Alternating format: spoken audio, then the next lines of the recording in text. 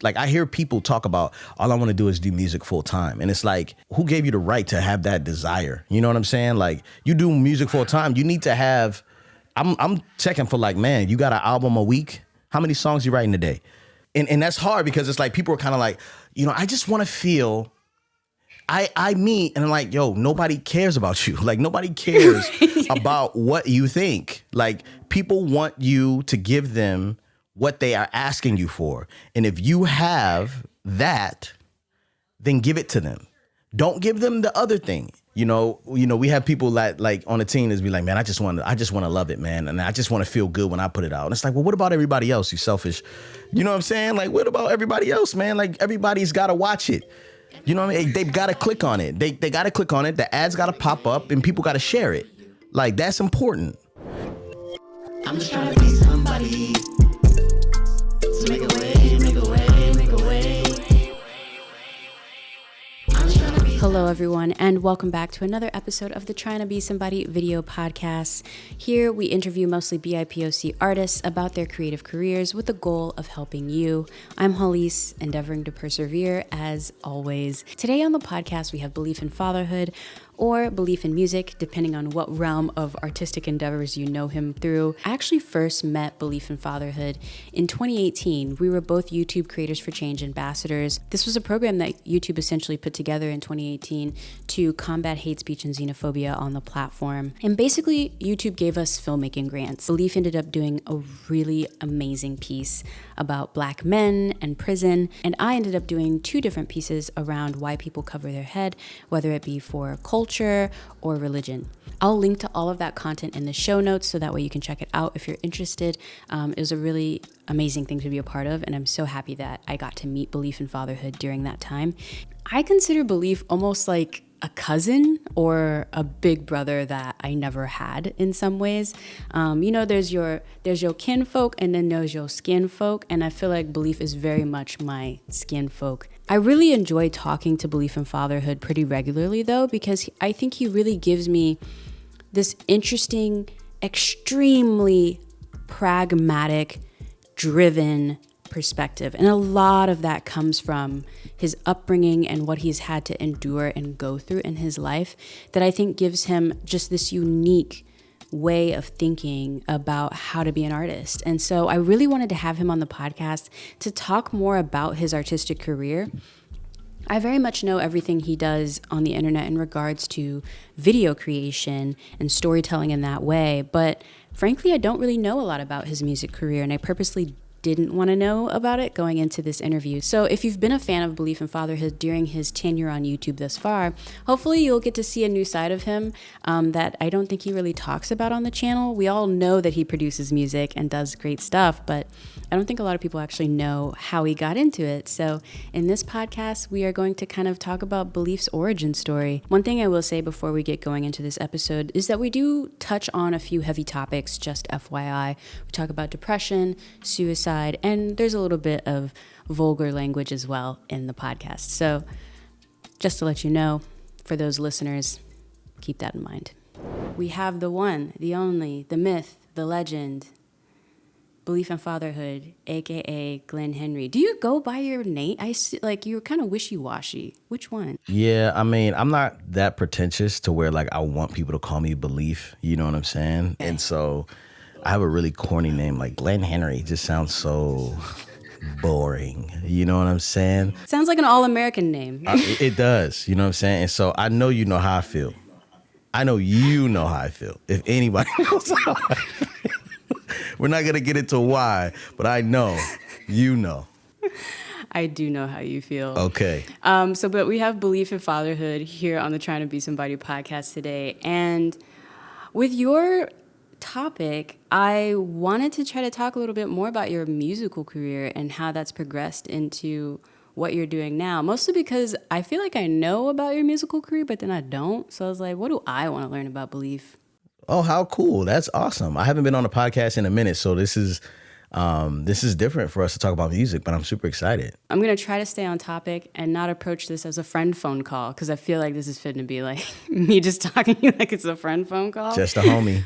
Can you talk a little bit though about like how you discovered music, what age you were? Give me a little bit of a backstory. I was always kind of into like Def Poetry Jam, you know what I'm saying? And like watching these like MCs kind of like do their thing. I remember being like really young and being really into Puff Daddy and Mace, right? And so like I came out to Cali, and my Uncle Jason, who's my dad's wife's brother, who's a hip hop legend in the area. His name is Blame One. He put me on to like Nas and Tribe Called Quest and like, you know what I'm saying? Like these boom bap MCs. And I was just like, dang, this is crazy.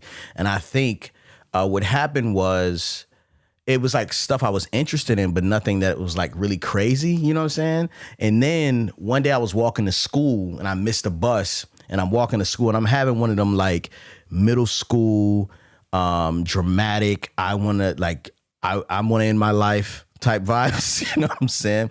But I had this long walk to school. Yeah. I was like, we're not gonna get into it, but I was like, you know, abused as a child, like super suicidal, like early, you know what I'm saying?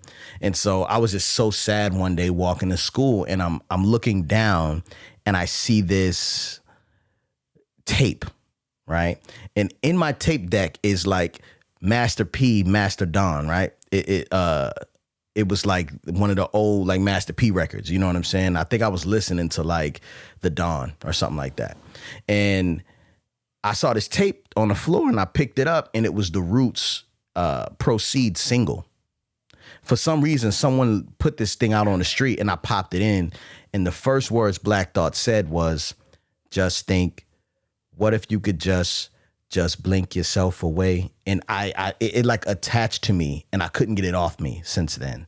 And so that's how I fell in love with hip hop. I would later on in life really try to rap and be garbage for most of my adolescence. You're gonna hear my kids come in, so they might interrupt, but I would be garbage, right? One day, like maybe like years later, I would be in church and hanging out with a dude or whatever who's a rapper, and he's like, man, I need a DJ. You know what I'm saying? And I'm like, what does that got to do with me? He's like, I need a DJ, man. Here, if I give you some turntables, can you figure it out? And I was like, all right. And so I played around with the turntables for like 2 weeks, and I didn't know I was getting good, but I was getting good like really fast. And it was very, very bad turntables. Like usually you press a turntable and it goes zoom, and the thing starts spinning. This was like, you press the button and it was like it was old school. Like I think 2 turntables in the mix, it was like $100. So I got really good, and then I started to play the music that everybody wanted to hear down in San Diego at this spot called Elevated. And I was playing like all the old Dwelle, the Erykah Badu hits, you know what I'm saying? The old Maxwell joints, the Tribe joints, the De La Soul. Like I was just playing all the music people wanted to hear. And I was also being this guy's DJ and like filling in for his like hooks, like helping him write his hooks. And that's kind of where it started. But I remember my first verse, and it wasn't good. I started trash, like many of us do. I mean, yeah, I guess you're right. I mean, I go back and watch old videos, and it's like, ooh, this is stressful. Yeah. To watch. I'm scared. But then I always leave them live. Can people go back and find like old Beleaf songs that you are not proud of anymore? Oh, yes. They are all over the place. It's so bad, I wanted to change my name because I don't want to have any record of being the same person. But even if you like go to my Spotify and you like keep clicking on art, like stuff I'm featured on, like there was a point where I was trying to make that leap from like rapper to YouTuber. And I was like, yo, I need to pay, you know, we're short on rent. I mean, we're short on our mortgage, and I'm doing like verses for like $50 to get diapers and make rent. You know what I'm saying? Like I'm just trying to cover the bill. So I would give away my art for $50 to buy some diapers. You know what I'm saying? And now I'm on the song Forever with, you know, whoever, some, you know, random Christian rapper. You know what I'm saying?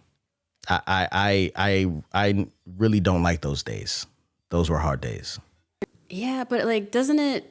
I mean, I get it. Like, not selling yourself to make ends meet as an artist is never a fun feeling at all. But are you one of those people where you feel like I'm kind of glad this happened so that way I could learn the value? I'm always a glass half full kind of person. So do you feel like there was any gain to come out of it aside from the immediacy of like diapers? But Oh, yes. I mean, like, I am a machine when it comes to writing verses. You know what I mean? Like, so people would be like, yo, I want a verse, I want a verse, I want a verse. And I would finish like 5 verses in like a 2-hour session. You know what I'm saying? And so my pen is really, really, really fast. And so that was all honing, because I remember being like really early in my hip hop career, and I'd be like, yo, I'm not inspired. I need to be inspired or whatever. It came to a point where it wasn't about when inspiration came. It was a muscle that I used. Inspiration, I summoned it. It's not something I waited for. You know what I'm saying? And so that became a different degree of like I was almost tactical when I came to the studio, because I had like a whole thing. I would crack open my yerba mate, you know what I'm saying? I sit there, light some, diffuse some oil, you know what I'm saying? Turn down the lights and just get in. Wow. And, I remember my first album I wrote called Red Pills, Black Sugar. I wrote it and my wife was like, yo, let me hear the record. And she's like, how many songs are on it? And I was like, I think it was like 13. She was like, when did you have time to finish 13 songs? She didn't even notice that I was gone because I was so precise with how I worked. Yeah. I worked from, after she went to sleep, which was around like 10 to 2 in the morning, and I got up at 6 to go to work. So I was like not sleeping. You know what I mean? I wonder if I always feel like, and I feel like this is something that when I meet people that are parents, y'all just seem to have like the next level control of your time and like how to maximize your time in a way that I think people who don't have kids, we get there. Like, I think I'm there now, where I can really figure out how to block things out and be like a very productive artist or a very productive creative person. But it took me a lot longer. Do you feel like having kids is like kind of what forced you to just zero in? Yes, 100%. Because basically I had a lot of doubts and a lot of like reasons not to, you know what I mean? And it was almost like this like pride thing that would keep me going instead of like this necessity to like, how am I going to tell my son not to be scared of something if I'm scared? You know what I'm saying? Like I can't, like, I gotta fight my fears and get over this crap. Cause I was a rapper with stage fright. Really? Yeah, it's super inconvenient. You know what I mean? Like, I hated the limelight. I hated being, you know what I mean? Like, even like being looked at like in this form of like being on stage and them below me. I didn't like it. It made me feel very anxious. You know what I'm saying? I definitely had some troubles with that. But I think that when you have a child, it gives you a purpose behind your work ethic. And also, when you have a child, you understand the value of time. You know what I'm saying? So I would work during nap times and when they were asleep, especially when it was just me and the boys, them older videos. Like when I was editing these videos, like me and the boys, like all day, like they would take a 2-hour nap. And that's when I would like import the videos, let them load in the Final Cut Pro, which would take forever on my 2015 MacBook. And like, it would take forever. And then by the time they went to sleep, I could start editing. You know what I'm saying? And I just became very tactical. And that's what you have to do when you really have a dream. Like, you have, like, I hear people talk about, all I want to do is do music full time. And it's like, who gave you the right to have that desire? You know what I'm saying? Like, you do music full time. You need to have, I'm checking for like, man, you got an album a week? How many songs you writing a day? You know what I'm saying? Because if my responsibility was to be a full-time artist, like all I would do would be reading and writing verses, reading books and writing verses, because like you have so much time, right? Like somebody just hit me up for a verse last week. We started talking about it on Monday morning. We had a meeting at 6 a.m. We finished the meeting at 7. They were like, all right, cool. I was like, all right, I don't listen to verses. I don't listen to beats before I have time to write. So I don't sit there and just listen to music and then write. I'll be like, all right, cool. Give me the beats. The first thing I hear is the first thing I'm gonna write to. And then I'm just keep going off of that. And so I had a 2-hour window.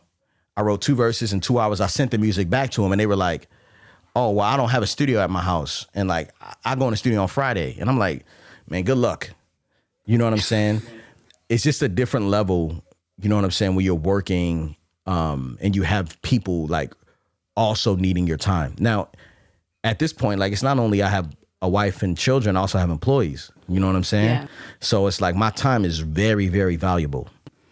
Which is why I was like excited that you would come and talk on the podcast. Thank you for being here. Because I know you stay busy. I mean, I'm busy, but at the same time, it's like, you know what I'm saying? Like, you know, like I'm a huge fan of Halise.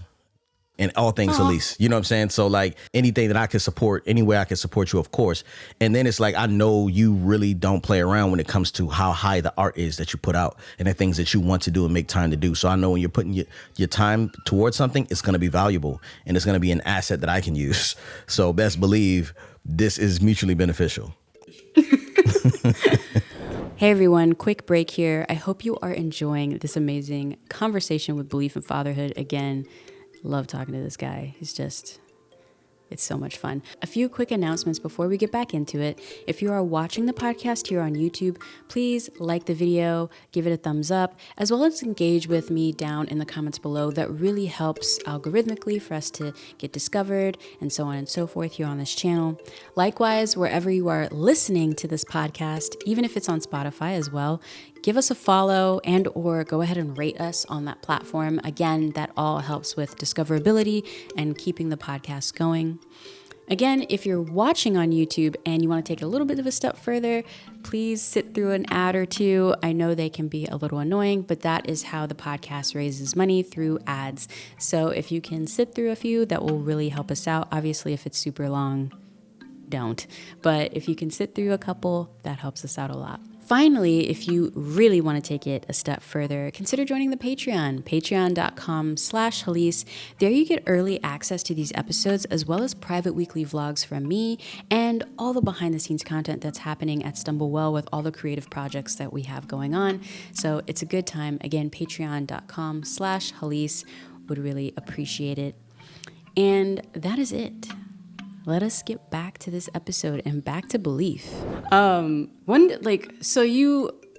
Did you set out to be a YouTuber? Because I thought, like, from what I gathered, you already had, and maybe I'm wrong, correct me, you already had a thriving musical career. Thriving? I was already making my work income that I was making before work off of music alone. Okay. So I was still minimum wage, kind of. You know what I mean? Yeah. What happened was I was like on that wave of like, hey, we're going to talk about depression in our music and nobody's going to dance, but it's going to be very thought provoking. You know what I mean? And so that it's hard to get booked for shows when you're sitting there like, hey guys, you know what I mean?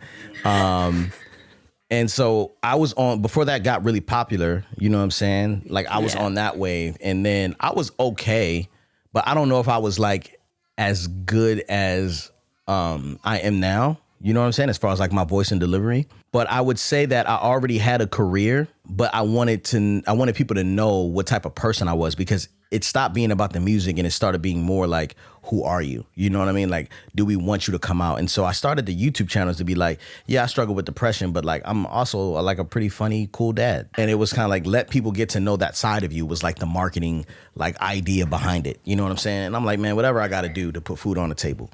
And that was the desire, was like, yo, we're gonna expose people to this fatherhood stuff, and then maybe they'll book me and they'll see me rap and they'll be like, oh, come out and rap. And people were kind of like, yeah, I want the fatherhood. Be a daddy. You know what I'm saying? Like, that's what they wanted. Wow. See, so like you're one of the few people. Well, actually, I think like it's you and Temmie, I guess. Now that I think about it, didn't know. Anyway, you're one of the few people that I know that got on YouTube, not necessarily as a creative outlet. Like you got on YouTube as a means to like a progression or like a means to an end to a certain degree. Yeah, 100%. And also like not really knowing what YouTube was. Like my introduction to YouTube was Casey Neistat. Got you. So it was kind of like, you know, I'm not a purist. You know what I'm saying? You had to be there when Shane Dawson was doing no. Like people like are like, yeah, I've been around for 10 years. You know what I mean? It's like, I'm so sorry. I'm new to this. And so my standard was like Casey. That was the GOAT. That's the guy. You know what I'm saying? And because he was like so interesting and I never was bored, I started to figure out my own rules for my channel. And like how I would be like, all right, this scene is sitting too long. There's a time limit to how long I'm going to pay it. Like I'm going to, like leave a scene sitting. You know what I'm saying? Like there's a time limit between this and this and this. So I feel like I was very intentional about how I did my stuff, not trying to mimic Casey at all, but also using him as kind of like, this is the standard. Like it has to be this good is what my thoughts were. I enjoy talking to you about putting out content because you're always just like, I don't understand why you're having an internal struggle. That's what I say to you. I feel like I talk to you and then I get like a good gut check of just like, I'm sorry, do you like living and eating indoors? Yeah. Or Yeah. What are you talking about? Yeah, like I'm also like kind of like, and that's hard because it's like people are kind of like, I just want to feel I meet and I'm like, yo, nobody cares about you. Like nobody cares about what you think. Like people want you to give them what they are asking you for. And if you have that, then give it to them. Don't give them the other thing. You know what I'm saying? You can introduce them to the other thing, but don't only give them that. And so, we have people that like on the team is be like, man, I just want to love it, man. And I just want to feel good when I put it out. And it's like, well, what about everybody else? You selfish. You know what I'm saying? Like, what about everybody else, man? Like everybody's got to watch it. You know what I mean? They've got to click on it. They got to click on it. The ads got to pop up and people got to share it. Like that's important. And so, yeah, man. And that's what gets hard when you're working with brands and stuff because they have like the brand doesn't feel like who cares about the brand? Like I know my audience is coming out as long as it has this, and this, just let me do my thing. Yeah. Yeah. I love talking to you every now and then because you'll just really put me in a place that I need to like get to sometime. You know what's crazy is that I notice how often you space it out because we don't talk all the time. So you'll be like, yeah, man, every quarter I'm going to call Beleaf. Because you can't take too much of me one time. I'm like, hey, at least we still friends. Did I piss you off last time? But yeah, man, like I'm definitely that guy most of the time. So yeah. Well, it's not that I can't take too much of you. It's just that like my partner, Chris, he is a Taurus as well. And so y'all just have a very strong, like, I'm sorry, do you not like eating and living indoors? Yes. It's just very much the vibe that you give. So I already kind of have somebody who's like, yeah, art or whatever, yes. in my life, which is good. Like, I think it was really good to marry somebody like that who is very much like, these bills ain't gonna pay themselves though. Like, I get how you feel. Valid feeling. Rent still is a thing though, Yeah, definitely. It's so important. Definitely. I know you started your music career off like not before the internet, but as the internet was really getting going. MySpace. I was on MySpace for sure. Can you give any advice to folks who are trying to start music careers now? Like, do you think what you can say, give a tangible advice you can give would be like applicable to them at this stage? I think I need to give myself more credit, straight up. You know what I'm saying? But I am in awe at some of the artists today. You know what I'm saying? Now, I still make money off of music. You know what I'm saying? Like we got a single that went gold. That song Coming In Hot. You know what I'm saying? Yeah. Like, so I helped write on that record. You know what I mean? Yeah. So, it's you know what I'm saying? It's a big deal. Yeah. So I think that when you're getting on in music, it's important to always add value to the people around you. Music business is very, very icky. You know what I'm saying? People get entitled, but the people who got the juice, if they just keep growing, they will never lose the juice. So you just got to keep working on yourself. And I really think like, don't burn bridges and always be valuable, And I think about people like Pharrell, who started off like being like number 4 guy for freaking, what's his name? Teddy Dang, dude who did the Rump Shaker, right? Oh, Teddy Riley, right? Yeah. So he was the voice on All I Want to Do Is I'm a Zoom, Zoom, Zoom. Like Pharrell was the voice, you know what I'm saying, that did that. I think he was.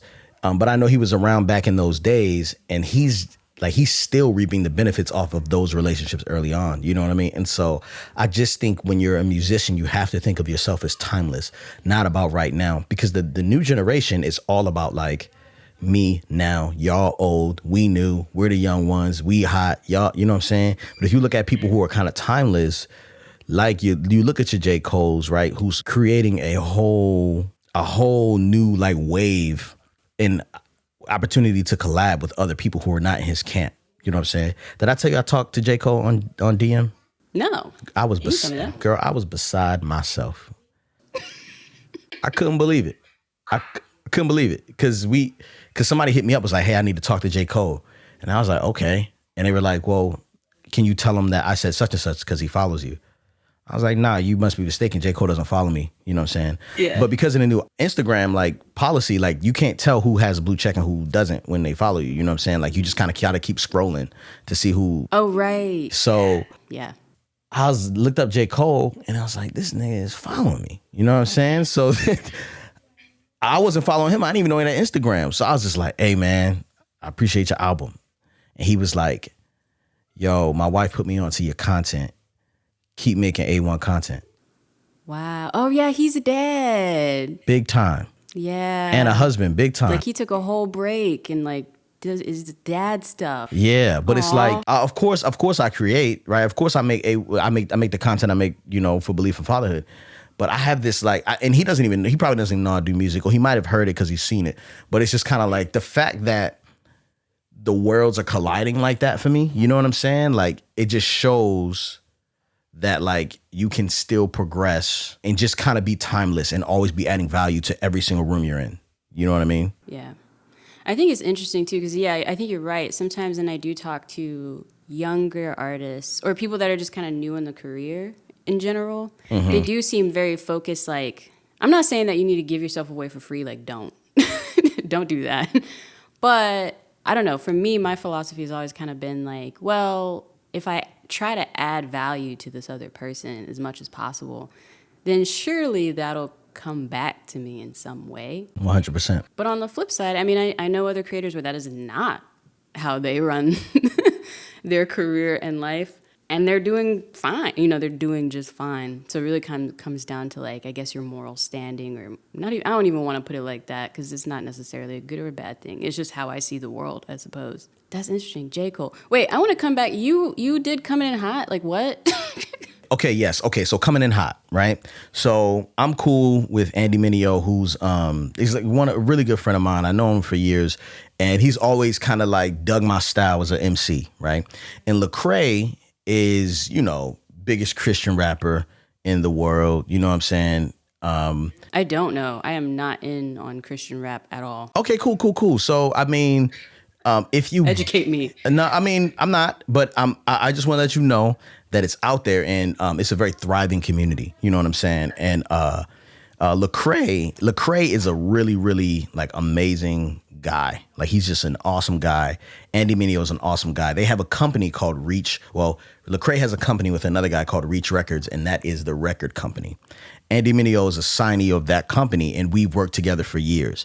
Like I've written on a couple of records of his, you know, mostly hooks. And, you know, I've been in writing rooms with a lot of these guys, but because I grew up in that area, we've done stuff together. So they're on tour, and they happen to stop in like LA, and they book a studio in Del Mar, which is not too far away from where I live. And they like, yo, Beleaf, you know what I'm saying? It's like 2017, 2018, I think, summertime. And they're like, yo, Beleaf, come through the studio. We want to be writing and we need some help. You know what I'm saying?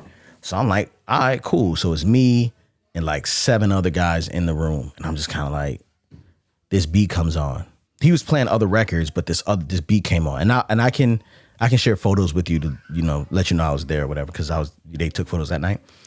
This beat comes on, and it was crazy. And so this guy Words Played, one of the homies, he wrote the hook.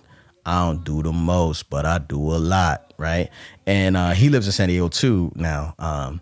And so we just started writing verses, and I came up with part of, one of the verses, you know what I'm saying?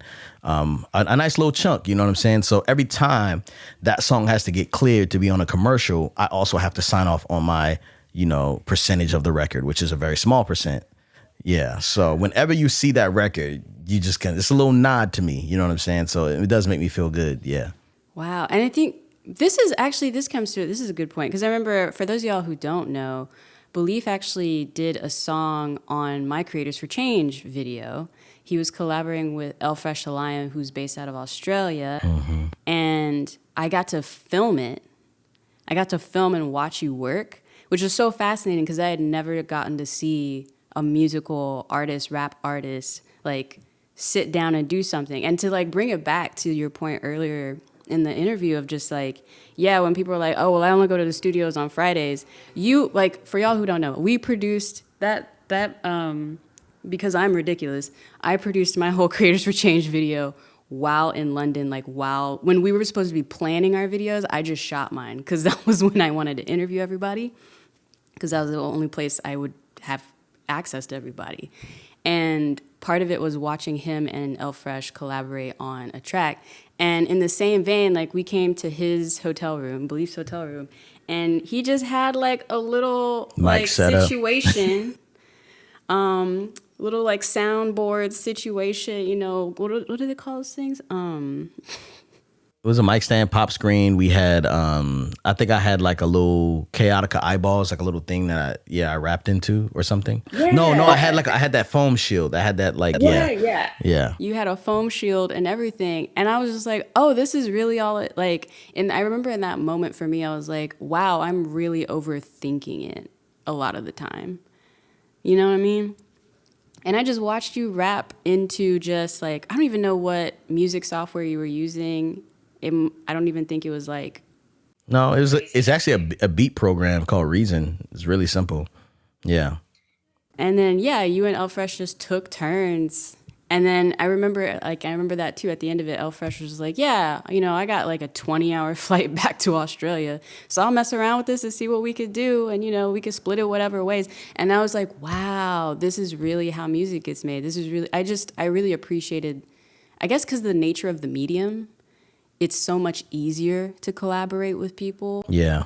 Especially now that, like, in the age of the internet, where you really can do something like this and just be in a studio virtually with somebody and like get the opportunity to work with a lot of people. I don't think there's a way to really do this in like video production in the same way. You know what I mean? Yeah, I find the collaborative process via video very frustrating and not welcoming. You know what I'm saying? Like, it's very forced. If someone is in my video, it is a forced entry. And I don't even care if they're another family, because even when you hang out with friends, like, you kick it with certain people and y'all gel. You know what I'm saying? You be like, shut up. No, you shut up. Oh, no, nigga. You know what I'm saying? Like, that's how it goes. You know what I mean? And so, but like with me and like collaborating, it's just, it doesn't really make too much sense, because not everybody is as comfortable being their authentic self in front of camera, and that is something that my content thrives on. Yeah, you know what I'm saying? It's like you are thinking about how people are perceiving you on the other end of the device that you're recording into, that hasn't even been edited yet. You know what I'm saying? And so there comes a level of trust that you have to have in whoever you're collaborating with, that they're going to make, like, in the musical process, it's like, are you going to mix my voice correctly? You know what I'm saying? Is my low end going to punch through? Are you going to, resequence the beat and then make me sound like I'm off beat? Are you going to throw an echo in somewhere I don't have an echo? You know what I'm saying? Like, there's it's very trusting process happening. And even with the videos I make, like, sometimes even Yvette's kind of like, I don't know if I'm being perceived exactly how. I'm like, I'm gonna approve it with you before we put the video out. You know what I'm saying? Yeah. Like, but like, that's still a concern that everybody has, and people have their right to do that. And so that's why I think we're kind of in the golden era of storytelling via YouTube. And I'm gonna be honest, Elise, like, I don't get like encouraged about a lot of things, but I'm very confident in our YouTube channel. right now. And even though the views aren't crazy, you know what I'm saying? Like, I am very confident in what we're putting out. Like, I'm like, oh, this is a masterclass. Like the fact that like people are telling me like, oh, therapists actually use your videos to talk about like marriage, family, like counseling in their classes, like professors use it. Wow. You know what I'm saying? Yeah. So I know that the value, it may not be seen for another 3 years, 10 years, whatever, but I understand that like, oh, we're in a really nice space right now with how we're running our YouTube channel. And the fact that I make music for every single record, you know what I mean? Like for every single video, like we on some other stuff, man. And I'm just really excited about that, Halise. And I feel very comfortable telling you that because I know you know me enough to know that I'm not like, I'm that, you know what I'm saying? Well, it's interesting because like everything you're saying, it makes a lot of sense. I know for me, this is the other reason why I like to talk to you every now and then too. And this is going to sound, I think, a little silly, but I think it's true. Like I like talking to men who are artists a lot. Like every now and then I feel like I need to because there's just a level of inherent confidence that y'all can have that like, I feel like for women kind of gets punched down. You know, like you feel like you got to learn how to be like, yeah, it's okay. You know what I'm saying? And then I don't know. It's like talking to like the first episode's Temmie, and he was talking about like people like, what did he say? It was so. That's my guy. I love that guy. Yes, me too. But he said, what did he say? He was just like, oh, it is a privilege for people to see my work. Oh, And I was like, yes. yeah. You know what I'm saying? It's just not, it's something that's not necessarily very inherent to me. Yeah. At all. And that is when I think about coming into like who I am as a creative person, that is like Genesis 1 chapter. Like, first of all, it's like the first verse is like, you were created by a creator, right? You know what I'm saying? He gave you the ability to create. That's like verse 2. And then verse 3 is like, it is a privilege for people to be able to witness your creation because not everybody gets to see this. Not everybody, like think about the amount of Black households that are shared in an authentic way. Like we didn't even see it in our own homes. You know what I'm saying? Like we didn't even know what our parents were going through because they covered it up. Like I don't know about your parents, but like now you can't know. We're fine. We're gonna be fine. We're gonna be, you know what I'm saying? Like like about to have a divorce. Like we're gonna be fine. Spousal abuse, all this type of stuff, and it's just like all under the rug. And so now we get to see like, yo, I'm really having a hard time talking to you right now. I really do not want to talk to you. That is normal. You know what I'm saying? And so we're normalizing life, which is insane. And it's a privilege. So when someone comes to my channel and I like this person, man, I leave. Please leave forever. This is the privilege because I'm not going to be doing this forever. Yeah. These chocolate babies are freaking beautiful in gold. I'm blessed to be even their father. You know what I'm saying? So it's like, yeah, man, like this is a privilege and you got to know that. See, wow. That's number one. So with your musical career and all the things that are keeping happening, first off, I mean, I guess I know how you manage your time. You have an assistant, which is great. When did you realize you needed a team? Like did that happen begrudgingly or what? I mean, it's one thing to like know you need a team. And then two is kind of like, well, then I have to trust people. Never mind. And you have to afford it. You have to, well, yeah, you have to afford it. But the thing is like the team affords themselves, you know? Because everybody on your team should make you more money in some way, shape, or form. Right, yeah. You know what I mean? And so hiring someone like George to do camera work has been an asset because he not only does camera work, he's like annoyingly irritated about like systems and like filing. So he organizes all the stuff so everything is in its proper place. You know what I mean? And I remember I hit you up maybe like 2 years ago. Hey, yo, how you organize your files? You know what I'm saying? You're like, I do it with Sony and da-da-da-da. And so like we have our own filing system. We got our own server. That dude has paid for himself just in the time it takes me to find files. I save money because I hired George. You know what I mean? You think about someone like Jed, when I was doing the Fatherhood breakdowns by myself and screen recording and then marking on the screen record and then saving that and then pausing. Like Jed has figured out a system that he can write on an iPad. You know what I'm saying? And like make the fatherhood breakdowns look great. And now we got 1 million TikTok followers. You know what I'm saying? If you think about my schedule, Dallas don't, but you got to understand this started with me, my wife walking into me in the garage, crying, sobbing on the floor. Like I am sobbing uncontrollably on the floor. My wife walks in and was like, what's wrong? I had a panic attack because someone asked me for a bio and I didn't know who I was. You know what I'm saying? like I know who I am, but who do you think I am? And what am I supposed to say to you? Like I was having that type of crisis, you know? Wow. And so I think that it was like begrudgingly, but like, you know, we also have like a awesome operations manager who helps maintain the team. You know what I'm saying? For now. And so like, that is like, I'm figuring it out, man. But the hard part about this whole thing and everybody who wants to be a YouTuber or content creator is that there is literally no rules, like, and there's no standard. And so we're making the standard as we go. And so I ask a lot of people, and a lot of people are very quiet about their processes. I know. I don't get why. And they don't want to share. And it's like, that is so frustrating and hurtful. You know what I'm saying? Because like, you're talking about like I do have stuff I want to get out there. You know what I mean? Like I do have a mission to say. It doesn't infringe on your own mission. You know what I mean? Like if Target wants to book me, they'll book you too. You know what I mean? Like it's not like they run out of money. Like, so I don't know, man. I'm not with that. But you know me, I'm very much an open book. You know what I mean? For other creators. And now I just understand the value of being like, man, just I'll if you want to consult with me, then here's the fee. Yeah. Because at this point, like, I'd rather pour into my team. Like right now, it's Dallas's year anniversary at Beleaf and Fatherhood today. You know what I'm saying? Yay. And so, like, I'd rather just like level on the team instead of trying to pour into people who need to be convinced that it's valuable for them to do it. Yeah, that's true. That's a good point. It's interesting, like, doing the residency, I get to work with a lot of creators as well. And they're all at varying stages. You know, some of them are, I would say, bigger than me. Some of them are smaller, whatever. But it's interesting that there's always, I feel like with creators, you kind of see there's this thing where everybody has the drive, you know?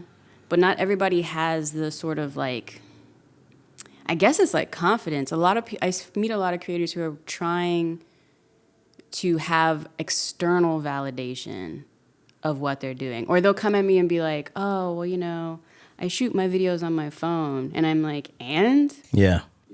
Here's how you can shoot a really good video on your phone. Like, I can help you make a phone better, you know? Mm-hmm. Yeah. Start with where you're at. And I always find that very frustrating. And also, yeah, bigger creators are, like, very stingy. I actually talked to an editor that I met who is a YouTube editor. Like, she built a whole agency on editing videos for bigger YouTube channels and creators. And she was telling me, like, all the sob stories of how she has been burned so many times, or like people won't even acknowledge that they have an editor working on their videos and stuff like that. And I'm just like, what? Yeah. Why? Yeah. Still all the secrets. Like, no one can be you, you know? Yeah. And that's the thing. It's like, I'll tell you, one of the things that really helped me early on was recording 2 days, but backwards. So I would record, like, I'd be like at the house or whatever, and then something that happened with the kids, and like, you know, Theo would like poop on the floor or something like that, and it'd be everywhere, and I'd have to clean it up, or like the kids would get powder all over the house, you know what I'm saying? And so I would just like wash their clothes, put them in the same clothes the next day, and be like, don't mess with the powder to set up the story. Yeah. You know what I'm saying? And just record it in reverse, you know what I mean? And just, you know, slap the editing on the other side. And so it's just like, just figure it out. There are no rules. And that's the thing. It's like, however you want. Like, however you want, that's how you do it, you know? And if there's straight up, but the thing is, like, I get irritated when people like ask me, but don't listen. Yeah. So if I could just say my final thoughts, right? I would just say that, like, you really have to be the proof that you believe in. You know what I'm saying? Like, all we are is just walking proof of whatever we believe, right? And so I used to think that I have to, you were talking about like external validation, and I was thinking like, I used to wait for my wife to give me the okay to tell me it was good before I would move forward with certain things. You know what I'm saying? And I would have to look for that with my mom. Like I remember cleaning the bathroom and that was like a big deal in our house. You know what I mean? And like I had to come in and make sure that she had to come in and give me the stamp of approval before I thought it was good. You know what I mean? And now that I have children, I'm asking them, they say, hey, Dad, am I done? I say, you tell me if you're done. You know what I mean? When you go out there, do you feel like you're finished? You know what I mean? Like, do you feel like that is the amount of work you can do? And so when I'm in the editing room or when I'm listening to a verse and I'm in the editing room, I'm kind of like, what does this video need? Subtitles. Oh my gosh. I hate putting subtitles on those videos. You know how long that takes? You know what I mean? Or do you know who I have to hire to get to do that? And so I look at my clock and I say, okay, who can I get to help me? Or I just do it myself because I know that's what it's going to take. And that's what's proving to me that my art is worth that extra step. You know what I'm saying? And so I don't know, man, I just feel that we need to stop focusing on like permission and give ourselves permission to be great.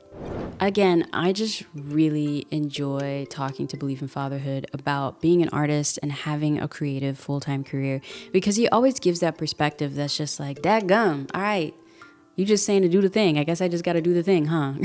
I feel like Beleaf is so firm in knowing himself and knowing that he's not for everybody. I'm always interested to see how he's perceived by others because he's so just straightforward and blunt and just says it. You know what I mean? So in the comments below, let me know what you thought of this episode. I'm so curious to hear if you're watching on YouTube or on Spotify. Again, I'm Halise, endeavoring to persevere as always. And this is the Trying to Be Somebody video podcast. I'll see you in the next one. I'm just trying to be somebody. So make a way, make a way.